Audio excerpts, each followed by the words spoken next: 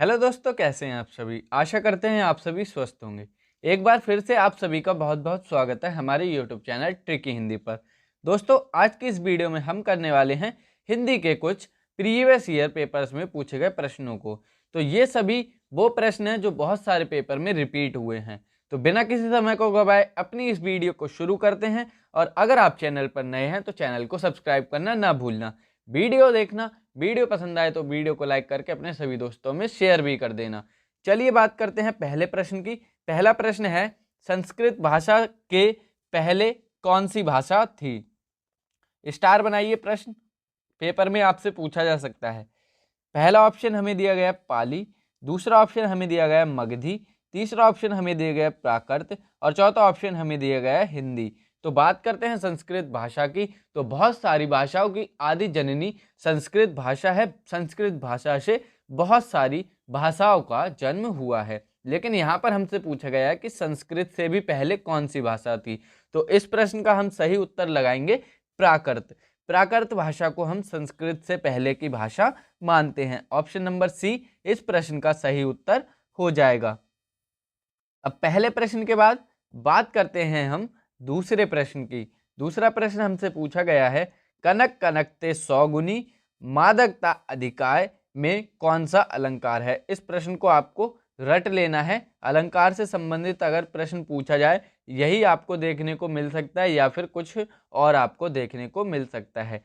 पहला ऑप्शन हमें दिया गया है संदेह, दूसरा ऑप्शन हमें दिया गया है यमक, तीसरा ऑप्शन हमें दिया गया है अनुप्रास और चौथा ऑप्शन हमें दिया गया है लाटानुप्रास अलंकार। तो बात करते हैं, जहां पर वर्णों की आवृत्ति हो वहां पर हमारा अनुप्रास अलंकार होता है और जहां पर शब्दों की आकृति हो वहां पर यमक अलंकार होता है। यहाँ पर कनक कनक दो बार प्रयुक्त हुआ है शब्द, तो यहाँ पर हमारा शब्द की आवृत्ति हुई है, तो यहाँ पर होगा हमारा यमक अलंकार। ऑप्शन नंबर बी इस प्रश्न का सही उत्तर हो जाएगा।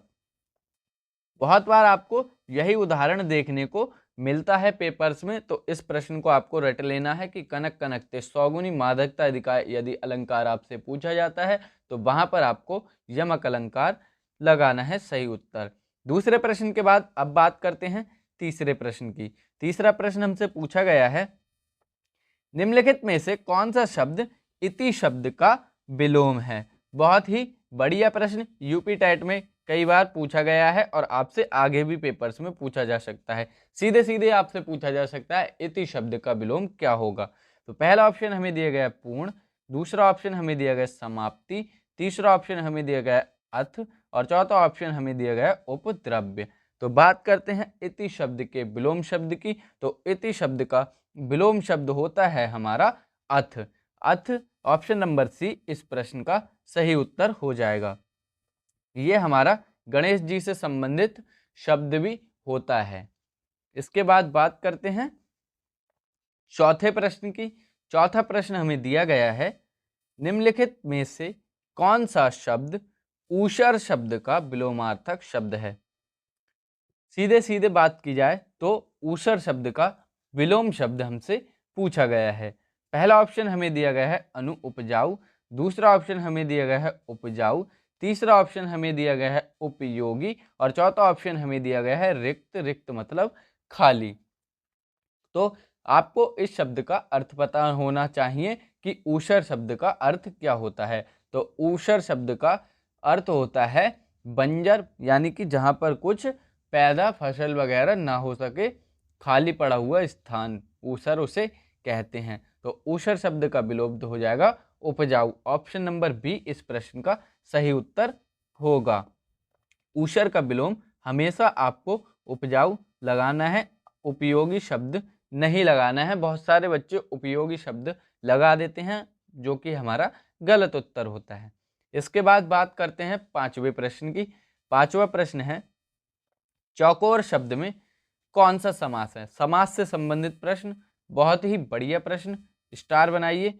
पहला ऑप्शन हमें दिया गया है द्वंद्व, दूसरा ऑप्शन हमें दिया गया है द्विगु, तीसरा ऑप्शन हमें दिया गया है तत्पुरुष और चौथा ऑप्शन हमें दिया गया है अव्ययीभाव समास। तो बात करते हैं हम, चौकोर हो गया शब्द या त्रिभुज हो गया और हमारा कुछ चार मतलब यहाँ पर हम त्रिकोण ले लें, चौकोर ले लें, षटभुज ले लें, पंचभुज ले लें, बहुत सारे शब्द आपको देखने को मिलेंगे जो कि आपसे समास में पूछे जा सकते हैं। तो आपको सीधे सीधे याद रखना है कि जहाँ पर भी पहला शब्द संख्या को बताए, दूसरा शब्द उसके बारे में बताए, वहाँ पर आपको द्विगु समास उत्तर लगाना है। तो चौकोर यानी कि 4 जिसके कोने हैं या 4 कोर वाला भी इसका उत्तर हो सकता है। ऑप्शन नंबर बी इस प्रश्न का सही उत्तर होगा। 4 कोर यानी कि चौकोर, 4 जिसके कोने हों वो भी कह सकते हैं। पहला शब्द हमारा संख्यावाची है और दूसरा बता रहा है उसके बारे में। तो संख्यावाची पहला अगर हमारा पद है तो वह हमारा द्विगु समास सही उत्तर हो जाएगा। द्वंद्व समास वो समास होता है जिसमें हमारे दोनों ही पद प्रधान होते हैं, जैसे कि माता, पिता, भाई, बहन, चाचा, चाची, बहुत सारे शब्द हमारे द्वंद्व समास के उदाहरण हो सकते हैं। यहाँ पर चौकोर शब्द में हमारा द्विगु समास होगा। चौकोर की जगह आपको त्रिकोण भी देखने को मिल सकता है, वहाँ पर भी आपको द्विगु समास लगाना है। इसके बाद बात करते हैं छठे प्रश्न की। छठा प्रश्न है, पतझड़ किस समास का उदाहरण है? ये थोड़ा सा टाइपिंग मिस्टेक हुआ है, यहाँ पर पतझड़ है।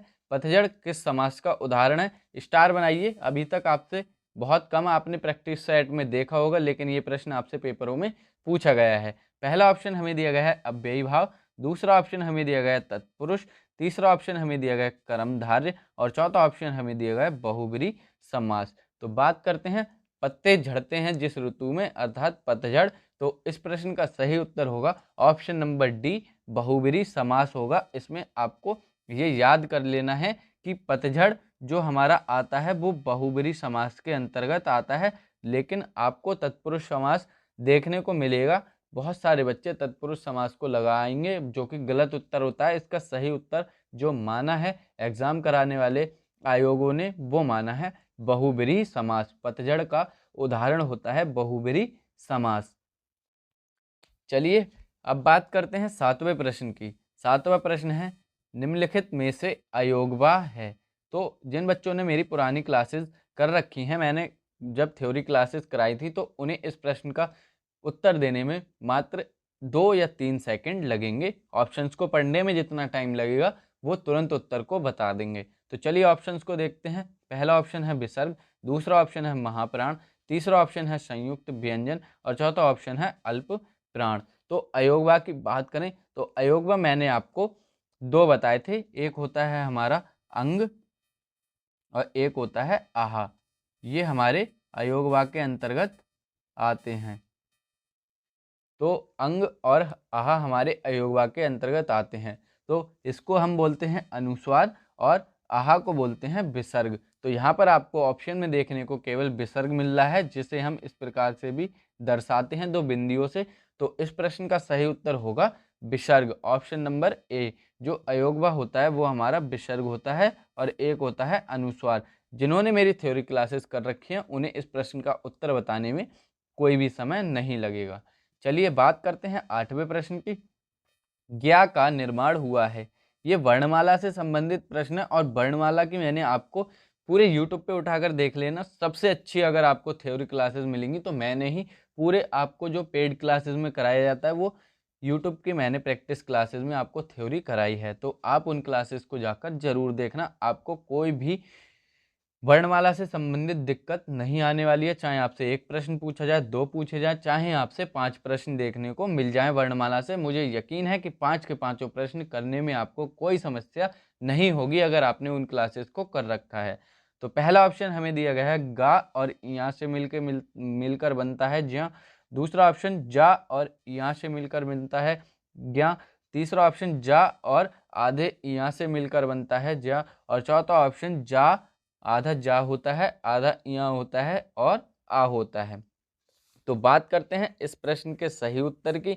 तो इस प्रश्न का सही उत्तर होगा हमारा ऑप्शन नंबर डी। यहाँ पर थोड़ा सा मिसप्रिंट हो गया है, यहाँ जा तो पूरा होगा लेकिन यहाँ आधा होगा और आ हमारा पूरा होगा। ऑप्शन नंबर डी इस प्रश्न का सही उत्तर हो जाएगा।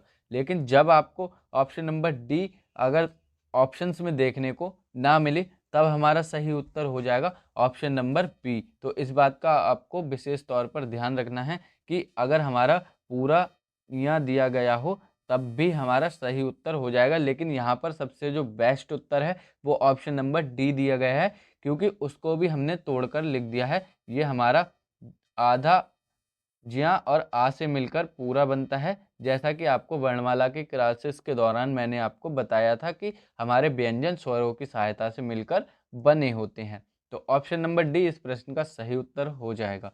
अब बात करते हैं 9वें प्रश्न की। निम्न में से अग्रस्वर हैं।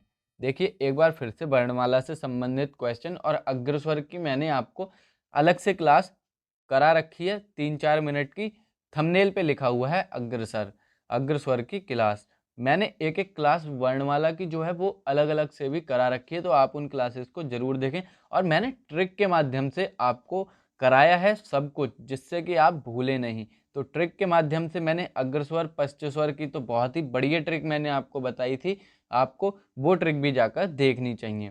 पहला ऑप्शन हमें दिया गया है आ और आ, तीसरा ऑप्शन ई और ई, तीसरा ऑप्शन ऊ और चौथा ऑप्शन ओ और औ। यानी कि हमें बताना है कि अग्रस्वर कौन से होते हैं। तो बात करते हैं अग्रस्वर की। अग्रस्वर होते हैं हमारे छोटी ई और बड़ी ई। ऑप्शन नंबर बी इस प्रश्न का सही उत्तर हो जाएगा। अग्रस्वर हमारे छोटी ई और बड़ी ई होते हैं। बाकी पश्चस्वर और मध्यस्वर के बारे में आपको अगर जानकारी चाहिए, आप सीरियसली पढ़ना चाहते हैं, तो मैंने थ्योरी क्लासेस करा रखी हैं। यूपी टेट बैच नाम से आपको थ्योरी क्लास देखने को मिल जाएगी। चैनल की प्लेलिस्ट बनी हुई है, उन क्लासेस को ज़रूर करें। अब बात करते हैं आज की वीडियो के अंतिम प्रश्न यानी कि हमारे 10वें प्रश्न की। स्वर होते हैं। तो पहला ऑप्शन हमें दिया गया है घोष, दूसरा ऑप्शन अघोष, तीसरा ऑप्शन प्राण और चौथा ऑप्शन महाप्राण। तो स्वर हमारे होते हैं सदैव घोष। ऑप्शन नंबर ए इस प्रश्न का सही उत्तर हो जाएगा।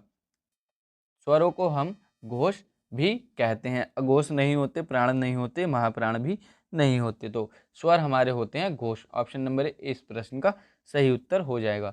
तो ये थे आज की हमारी वीडियो के 10 प्रश्न।